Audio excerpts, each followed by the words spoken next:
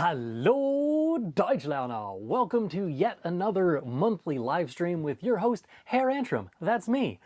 Tonight we are going to be talking about love and all of the things that go with it, including Valentine's Day and getting gifts and all of that kind of stuff. But we're doing it with German vocabulary. So if you're ready to learn some German vocabulary and learn a little bit about love, then stick with me as we go through this presentation. At the end of this whole presentation, I will also go through some Q&A stuff. So if you have questions that you would like answered, leave them in the comments down below or in the live chat, and I will get back to you by the end of this video. So let's start with the presentation here. First thing on the list is Valentinstag, which is Valentine's Day.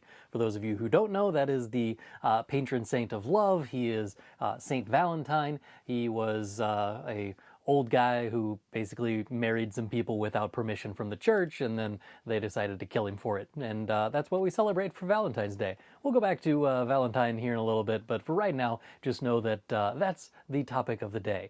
Valentin and Valentinstag. Very first thing on the list is Warum feiern wir Sankt Valentinstag? Why do we celebrate St. Valentine's Day? So what was this, why, and all of that kind of thing.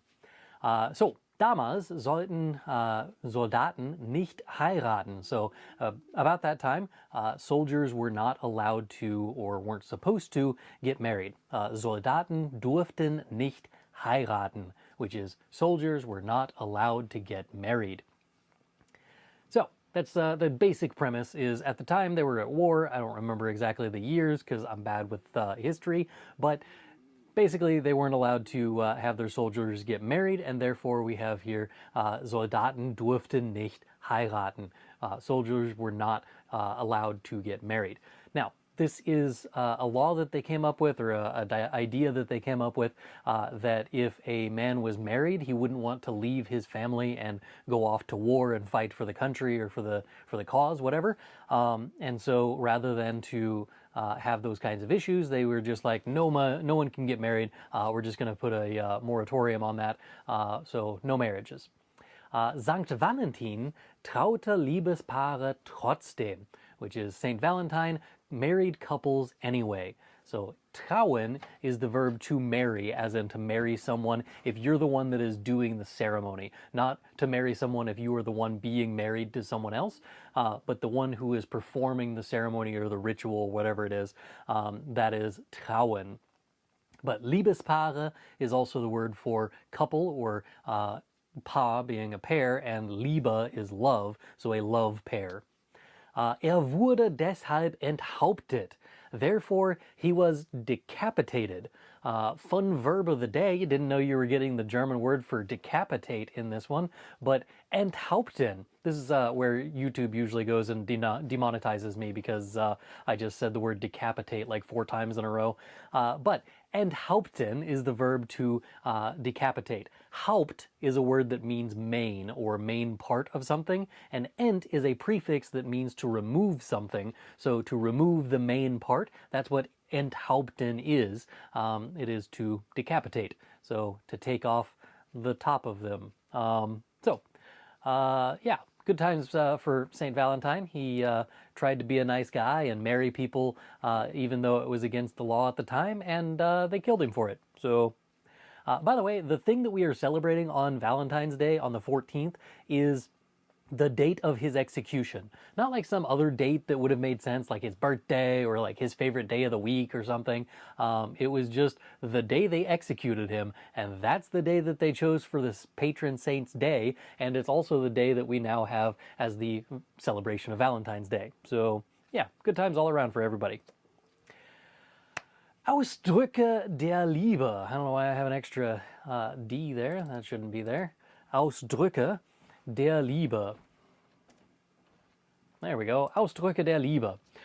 This would be expressions of love, or how to say I love you in German. So of course you're going to need this. That would be Ich liebe dich. Ich liebe dich. Ich liebe dich. I love you. Ich liebe dich. If you don't want to say the love word quite yet, and you want to still say that you appreciate someone or that you have a lot of feelings for them, you can use this other phrase instead, and that is Ich habe dich lieb. Ich habe dich lieb. Ich hab dich lieb.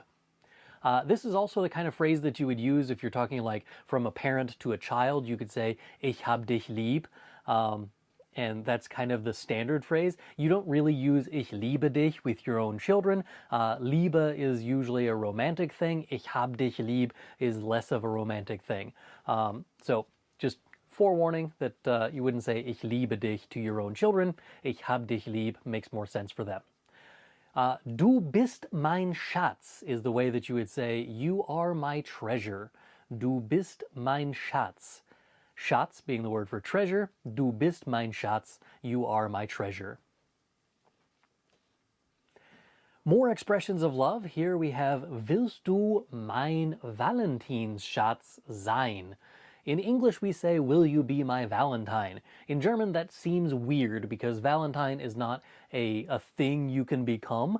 A Valentine is a person. It's a last name of a person. So saying, do you want to be my Valentine would be like saying, do you want to be my Bill? Like, do you want to be my Fred? Do you want to be my Sandra? Like, it doesn't make a whole lot of sense to the German brain, and so we have to add the word Schatz to the end of it, which is dear or treasure or something along those lines.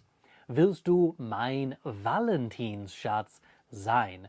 Do you want to be my Valentine, dear, or something along those lines? If you want to say I miss you in German, that would be Ich vermisse dich. Ich vermisse dich. Ich vermisse dich. I miss you. Vermissen is to miss. There are a bunch of other words in German that mean to miss. This is the one that you would say if you miss somebody and you would like to see them again, and those kinds of things. If you say like you missed your bus, you would use the verb verpassen. Or you missed a party, that would be verpassen. But vermissen is to say I miss some person. If you want to say you are everything to me in German, you would say du bist mein Ein und Alles. Du bist mein Ein und Alles. You are my one and everything. Du bist mein Ein und Alles. You are everything to me. More expressions of love, because there's a bunch of them. It's, it's love things, and this is a Valentine's Day presentation. So, du bedeutest mir alles, which means you mean everything to me. Slight variation from what we just did in the previous example. In this one, it's just you mean this to me. Du bedeutest mir alles. Du bedeutest mir alles. Du bedeutest mir alles. You mean everything to me. If you say, I am thinking of you in German, you would say, Ich denke an dich. Ich denke an dich. Ich denke an dich. I'm thinking of you. Forever and always in German would be für immer und ewig. Für immer und ewig. Für immer und ewig. Forever and always. If you want to say, I am in love with you, this is a little bit more of a pointed way of saying, instead of saying, Ich liebe dich, which is I love you, you would say, Ich bin in dich verliebt, which is I am in love with you. Ich bin in dich verliebt. I am in love with you. Romantic activities. I guess I'm going to have to make my camera spot here a little bit smaller, or I'll just move myself to the corner. There we go. That's fixed the problem. So, romantic activities in German. We have ein romantisches Abendessen bei Kerzenlicht, which would be a romantic dinner with candlelight or by candlelight. Ein romantisches Abendessen bei Kerzenlicht. Ein romantisches Abendessen bei Kerzenlicht. There is the word candlelight in German. You can use candlelight in the same way that we do in English. I use the word Kerzenlicht here because that's more of the actual German word instead of Denglish. But it is possible to use candlelight. I do remember there is There's a song that's like Candlelight Döner and something aus der Dose, something out of the can.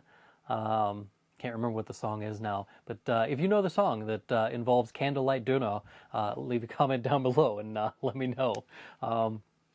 Einen Spaziergang machen, to go for a walk. Einen Spaziergang machen, literally to make a walk or to make a stroll. Einen Spaziergang machen.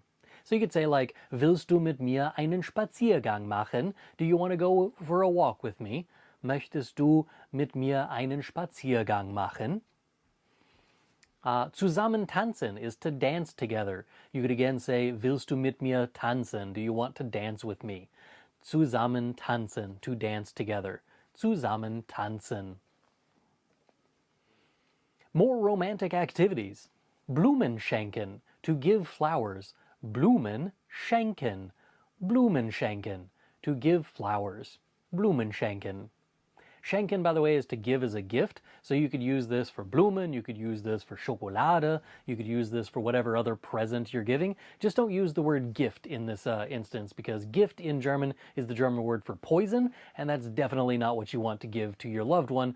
Might be a good gift to get for like your mother-in-law, but not the greatest gift for your loved ones. So, Blumen schenken, to give flowers. Einen Liebesbrief schreiben, to write a love letter. Einen Liebesbrief schreiben. I don't know a whole lot of people who still write love letters, but you might like send a cute text or something. I don't know. But einen Liebesbrief schreiben, to write a love letter. If you're super romantic, go for it. I just don't know a whole lot of people who still do that kind of thing. Einen Filmabend machen, to have a movie night. This doesn't mean necessarily that you go out to the movie theater. This could be that you have a movie at home and you have some chocolates and some fruit or something and have a romantic dinner together and watch some Netflix movies or something. That's also einen Filmabend machen, to have a film evening or a movie night.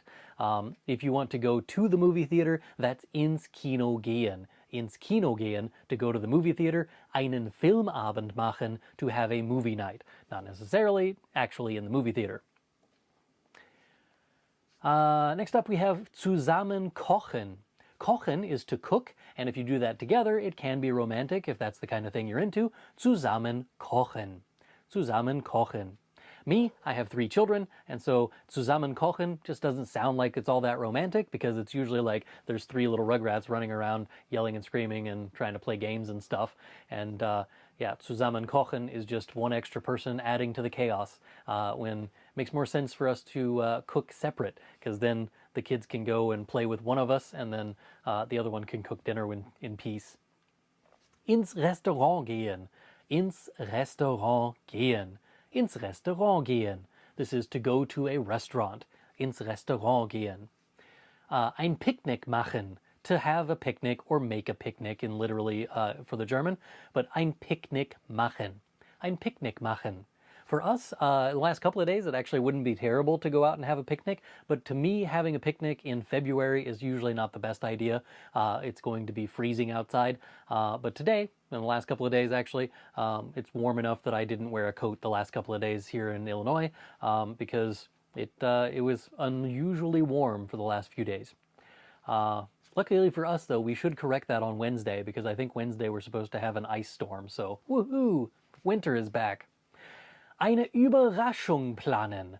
Überraschung is a surprise. This is a noun version of the verb überraschen. Überraschen is to surprise. So überraschen, the verb, Überraschung, the noun. Eine Überraschung planen, to plan a surprise. If you are getting gifts or you want to talk about symbols of love, we have Geschenke and Symbole der Liebe. Symbole der Liebe and Geschenke. Gifts and symbols of love. First one on the list I've already mentioned is Blumen. Die Blumen is flowers. Don't get one flower, it's kind of lame, but get flowers. I believe the Germans, for some reason, like to get flowers in odd numbers. I don't know what's up with that, but it is listed in one of the textbooks that I have. I don't have that much familiarity with trying to bring flowers to somebody in Germany. Not usually one of the gifts that I bring for my hosts or anything like that, but according to the textbook that I have, it does say that they like to have them in odd numbers, whereas here in the US, we usually do either 6 or 12. If you are getting flowers, you probably mean to get die Rose, which is the word for a rose. Add an N to the end of it to make it plural. Die Rosen, roses. Die Rosen. Chocolates, if you don't want to just say Schokolade, Schokolade is the substance itself, but like little chocolates, if we wanted to use that, like a box of chocolates, that would be Pralinen. Pralinen. Pralinen. And these are, of course, just chocolates. So if you tell somebody that life is like a box of them, then you would say, of course, Pralinen for that. Schmuck is the German word for jewelry. So if you're buying jewelry, that's Schmuck. Der Schmuck. Der Schmuck. Jewelry. Der Schmuck. Next up, we have perfume. I generally don't buy this as a gift because I will get it wrong, definitely, every time. But das Parfüm, Parfüm.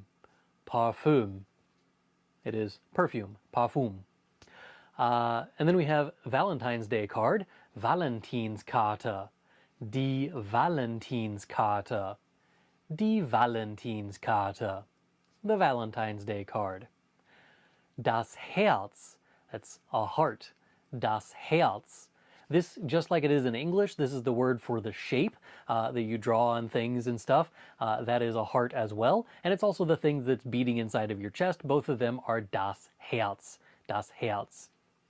Then we have der Ring, the ring.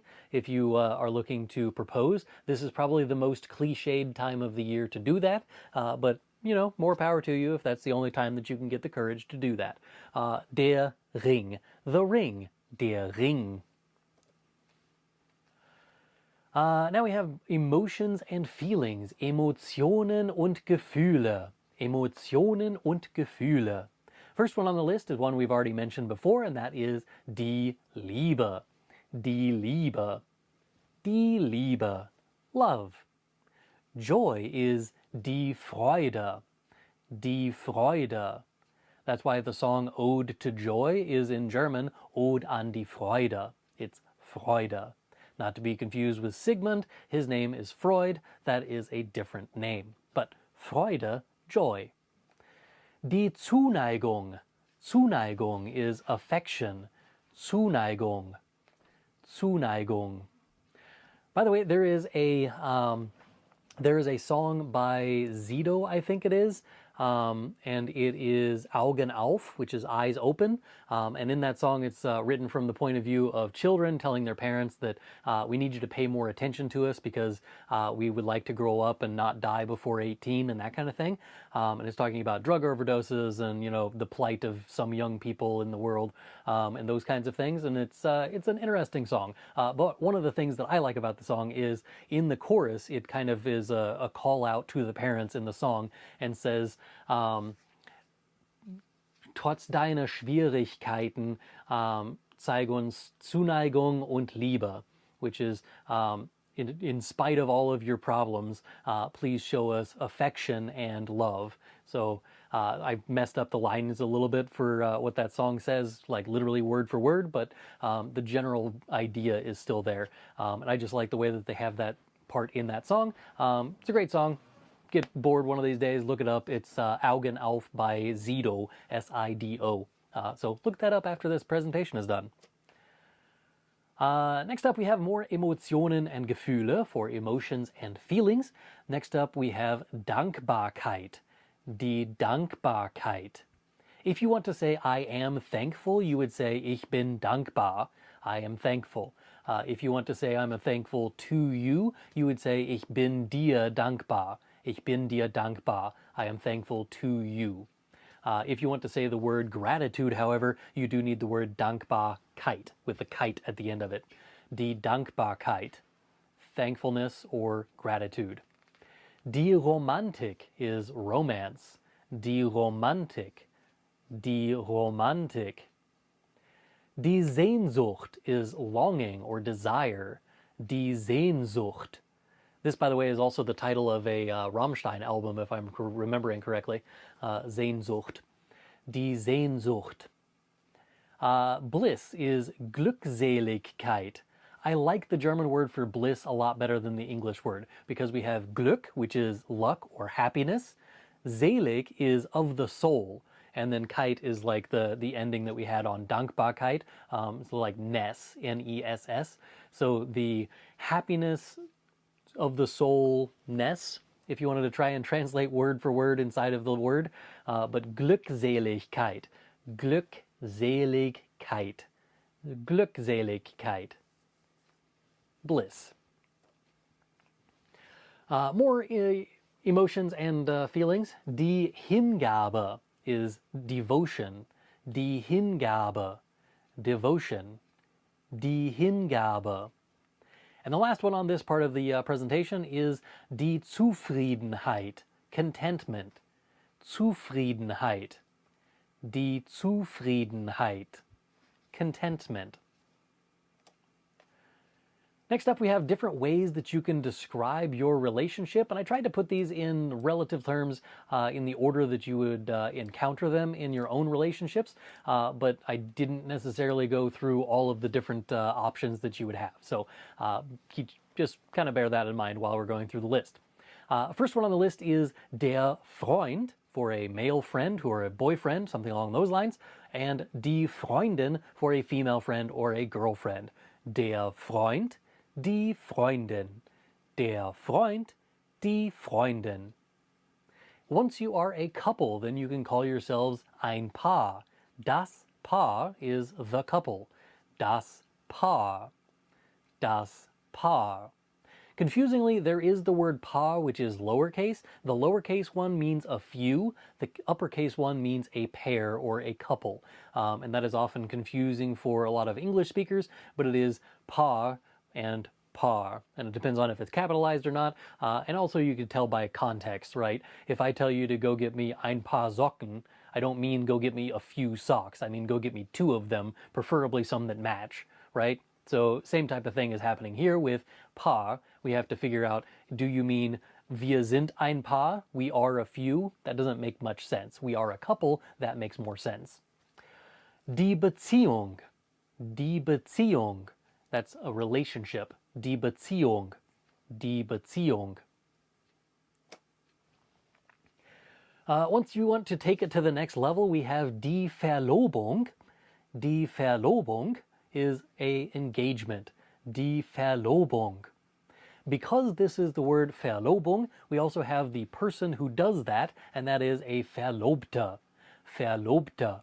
It does not matter if this is a male or female person, it is still going to be Verlobter as the word itself, but it is der Verlobter for a masculine one and die Verlobte for a feminine one.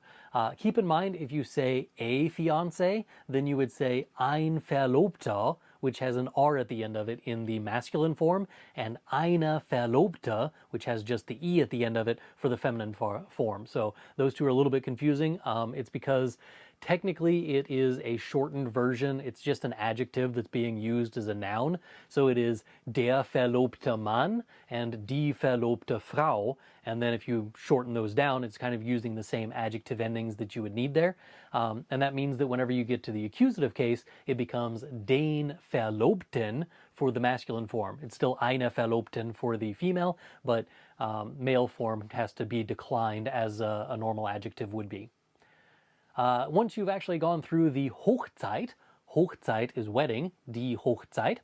Once you've gone through that, you become Ehemann and Ehefrau.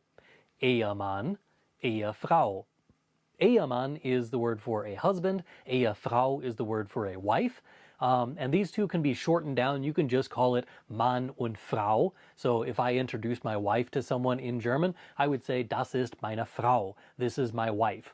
Obviously, it could technically be translated as this is my woman, but that's just weird to translate it like that. So nobody would in their right mind think that I meant woman in that instance. Obviously, I would mean wife whenever I say, das ist meine Frau. This is my wife.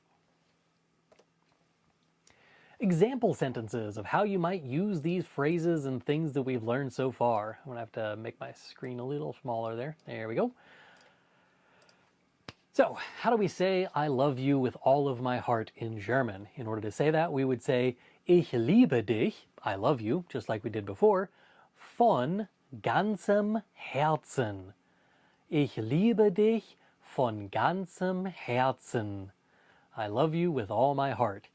Ich liebe dich von ganzem Herzen. I brought you roses and chocolate, or chocolates and roses, and a rose. I brought you chocolates and a rose. Ich habe dir Pralinen und eine Rose mitgebracht. Ich habe dir Pralinen und eine Rose mitgebracht. Ich habe dir Pralinen und eine Rose mitgebracht. I brought you chocolates and a rose. We had a romantic dinner by candlelight yesterday. Wir haben gestern ein romantisches Abendessen bei Kerzenlicht gehabt. Wir haben gestern ein romantisches Abendessen bei Kerzenlicht gehabt. We had a romantic dinner by candlelight yesterday. Was magst du zu Valentinstag? What do you do for Valentine's Day? Was magst du zu Valentinstag? And I would answer that with, ich kaufe meiner Frau Blumen. Don't forget that meiner Frau is the indirect object here, so we have to use the dative case. That's why it's got meiner with an er at the end of it, instead of just meine. Meiner Frau, meiner Frau. Ich kaufe meiner Frau Blumen. I buy my wife flowers. Ich kaufe meiner Frau Blumen.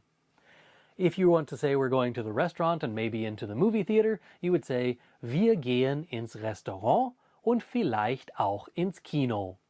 Wir gehen ins Restaurant und vielleicht auch ins Kino. We are going to the restaurant and maybe also a movie, which is usually what we do. We usually go out to dinner and then we go to a movie or something and just go hang out somewhere.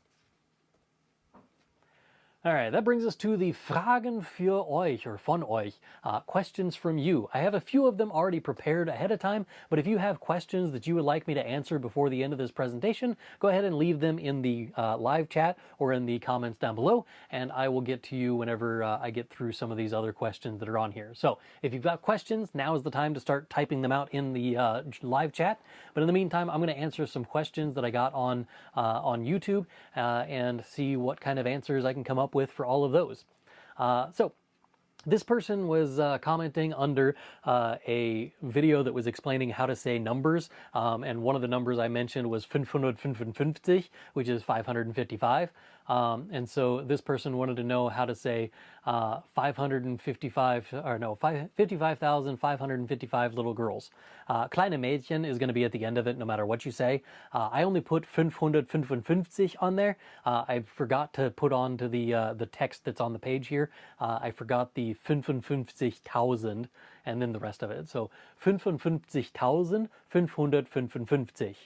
Super simple. I don't know why it's even a question that I had to say, but there's that super simple explanation of 55, 55, 555, 555, and then 55,555. When are you going to post B1 and B2 videos? I have. Like a lot of them, in fact. I usually label them in the video title itself, B1 listening comprehension or B1 grammar lesson or something along those lines. So you can find them that way, but there's also a YouTube playlist over on my channel that is B1 lessons with Herr Antrim, and those are videos that I've uploaded in the last year and a half or so, and they are all labeled at the B1 level. And the reason I haven't done like one big video that covers everything you need to know in the B1 level is because it would be, 20 hours long or so by the time that I got through all of the lessons that you would need for the B1 level. If I do anything for the B1 level as like a large overarching course kind of thing, I will probably split it up into like B1.1, B1.2, B1.3, and just kind of keep going down the list that way, and do it in like 3-hour chunks, because based off of my Google Analytics or YouTube Analytics, I can see that it is more palatable if I have a video that's 3 hours long than like my A2 video, which was 6 hours long. There's less people who actually watch that one all the way to the end than there are for the 3-hour video. So that might be something worth thinking about in the future, is just keeping my course videos under 3 hours and then chunking it up into 1.1, 1.2, and so on. This, by the way, is the video answer to that. So here's the playlist that I mentioned before. It is called B1 German Lessons with Herr Antrim. So super simple to find. Just search for that and you will find all kinds of stuff. Hey, I'm learning German. I'm a beginner. Do you have tips of where you should begin and to learn it by myself? And that is, yes, I have a video that I just uploaded in January. I believe it was the very first video I uploaded for this year. And that was how to learn German in 2025. Maybe I actually did that in December. I don't remember now. But one of those two. And this is the thumbnail that goes with it. And it explains where to start, what resources you should use, which of course you can also go to germanwithantrim.com, fill out that little form that's on there, and I will send you over a list of resources to use. But use that video that's on there. There's a bunch of stuff linked in the description there for how to get started as a beginner and what to do with all of that. That's kind of the general idea that I would go with, is using that video as kind of a jumping off point. Why is it ihn instead of s? Can someone tell me the reason behind it? Bitteschön. I've already answered this person in the comments, but the sentence that they are asking about, it says, Hast du einen Bleistift? And do you have a pencil? And the person then says, Du willst ihn dir auch borgen? You want to borrow it too? And this one has ihn in here because we're talking about the Bleistift, and Bleistift is a masculine noun, so we have to use a masculine pronoun, even though in English, for instance, we would just say it, and it doesn't matter that the pencil is a masculine gender in German. In German, we have to have a masculine pronoun to go with a masculine noun. So masculine pencil, masculine pronoun to go with that pencil. Der Bleistift, er, einen Bleistift, ihn. So they just match in case and gender there.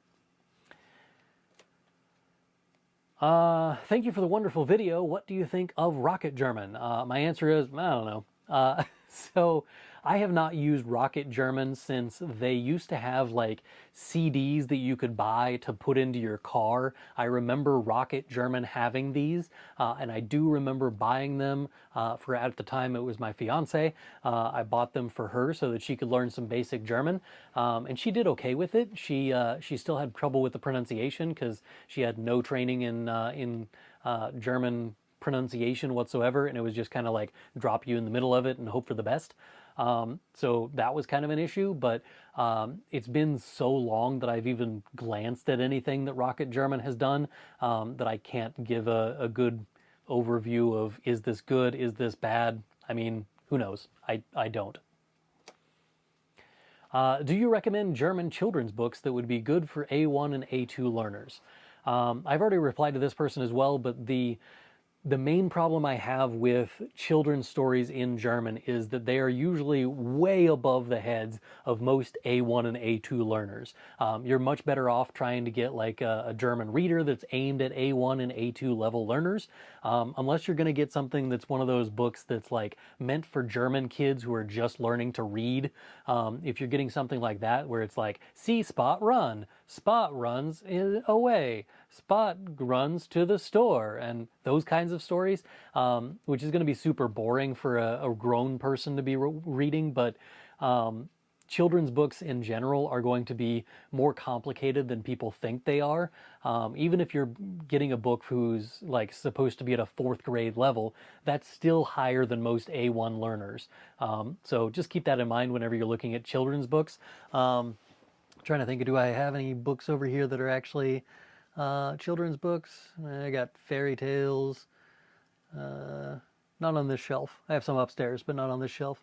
But yeah, these books are all going to be way above the A1 level learners. So yeah, try and stick with something that's actually meant for learners first. Once you get above A2, then you can start worrying about like regular German children's books and start reading those, and you'll probably be just fine. But especially at the A1 level, you're not really going to be able to read most German children's stories unless it's going to be like a leveled reader for like German children. For I think it's like level 1 is you can read this. If someone reads it to you, you can recognize where they are in the page.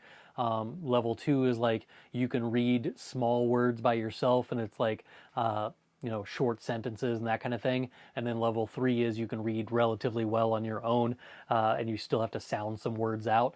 But if you have something like that in German, then that kind of children's book, sure, go for it. But otherwise, probably not really. How do I buy your course? Germanwithantrim.com/store. I put this comment on here because people are like, people don't actually ask you that in the comments, right? This is just you trying to sell courses.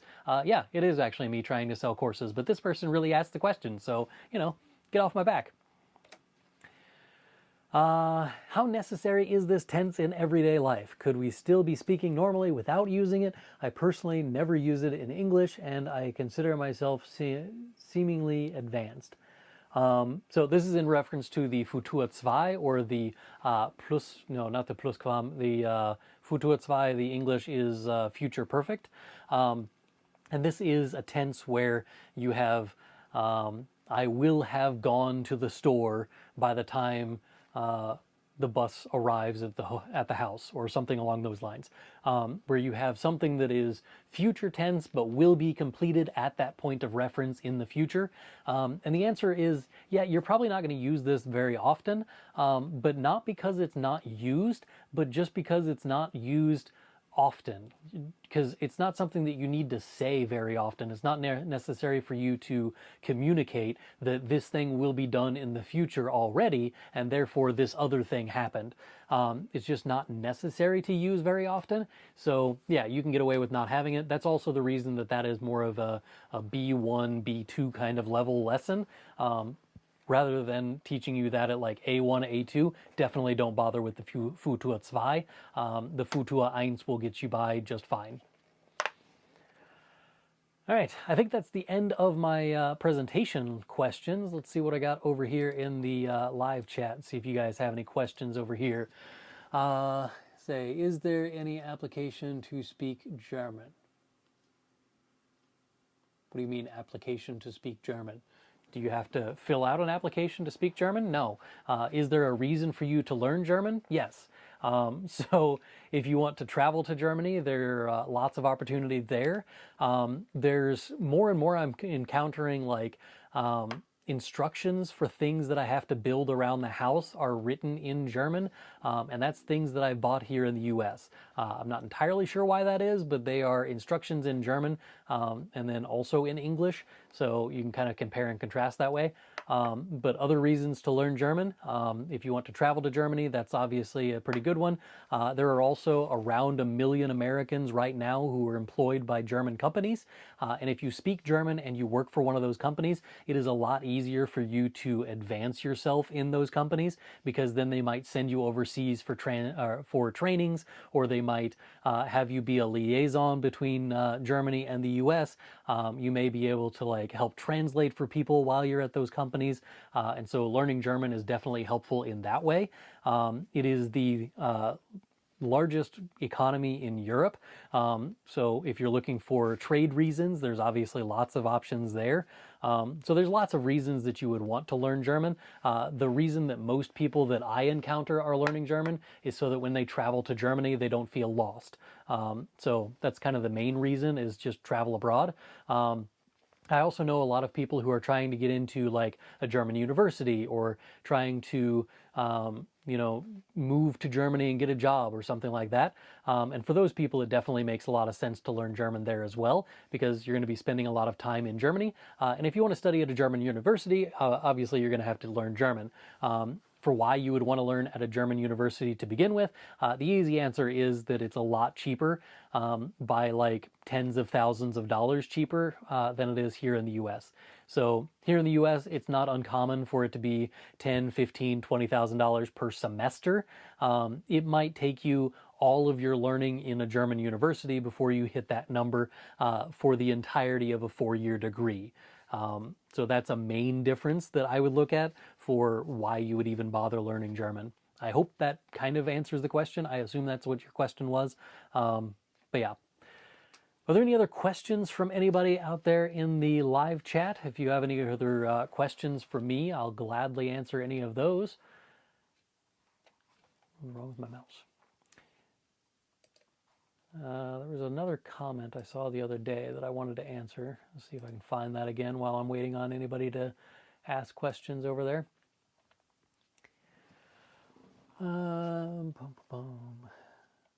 For some reason, my video about what Jenna Ortega's Wednesday Addams said in German, that video is blowing up again, and I'm not entirely sure why, but I got a bunch of people commenting on that because I mistranslated the word bezogen, which I knew after I uploaded that I did, but you know, it's been a little while.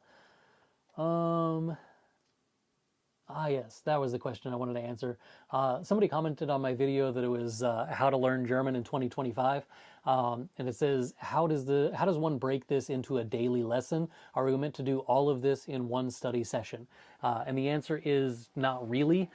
So in that video, I kind of broke down what my methodology would be for anybody who is trying to learn German on their own. And I said you would read books and you would watch videos and you would take notes on the videos and then you would repeat yourself and then go back and look at your notes and then try it again. And there was a whole process that I kind of took you through. I would not do all of the things every single day for those kinds of lessons. It's a little bit too much. So instead, I said in the video that I was shooting for like an hour-and-a-half study session per day. And so if you're looking at that, you would say like, start the study session by looking at your notes from the previous day, kind of refresh your memory, maybe do a little bit of review of vocabulary or something like that, and start with that, and then go on to something new, whether that is watching a video or reading a chapter out of a book or something like that. Whatever it is, do one of those things and then add supplementary materials to that. So if you read a chapter out of a book, I would recommend reading it a couple of times through just to make sure that you really understood what was going on. Write down a vocab list, do all of that in that session, and then on the next session you can do a video lesson or something like that. So yeah, the lesson that I gave there was not meant to be a do this every single time that you're doing a German lesson. That would be a little overwhelming. So that was the one that I was thinking of that I wanted to answer that came in the last couple of days. Any other comments we got on here? Things that I want to read.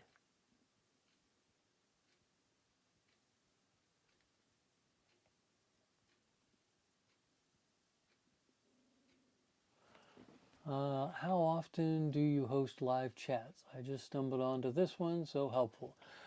So I do this once a month. It's the first Monday of every month. I do a live stream. And I just set it up so that I have the topics written out for the next like 4 or 5 months now. So I have in March, we have one for springtime vocabulary. So we'll be talking about like flowers and the weather and stuff like that. And also about Easter a little bit because it's around that same time. In April, I'm going to try something new and do something that, was it April or May? I don't remember now. I'm misspeaking. Let's see, which one did I do? Okay, so April was Spargelzeit, so I'm going to be talking about a little bit of cultural stuff, but also talking about vocabulary around fruits and vegetables and that kind of thing, and outdoor markets and things that you would expect in April in Germany. So we're going to talk about that on the April theme.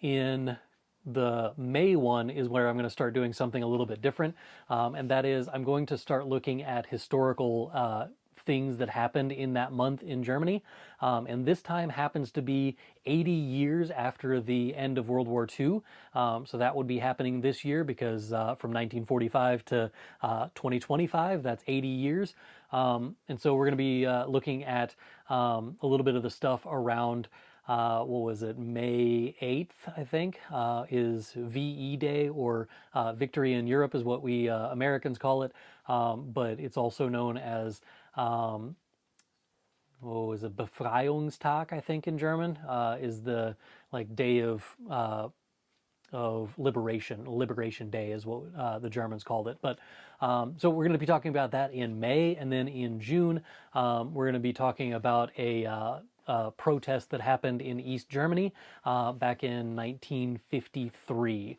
So I have those listed up on the list of things that's coming up in live streams, but there's going to be one of those each month. It's always the first Monday of the month. So this being the 3rd of February, the next one will be on April the 7th, because the previous week would be like the 30th of March. So but anyway, yeah, so first Monday of every month, I do one of these live streams. I pick some random topic. I do like a little presentation at the beginning of it, answering, whatever vocab or grammar or whatever it is that that month is going to be talking about. And then at the end, I always have some questions that I either pulled from my email newsletter people or from the YouTube comments like I did in this one. And then, yeah, answer any questions that you guys have down in the comments. All right, well, there doesn't seem to be a whole lot of chitty chat in the live chat for tonight, so I think we're just going to call this one in the early evening and shut her down about 13 minutes earlier than I usually do, which makes up for the fact that I think the last time I went over by like 8 minutes or something like that. So yeah, sometimes I go on for about an hour, sometimes I only go on for about 45 minutes, and it is what it is. But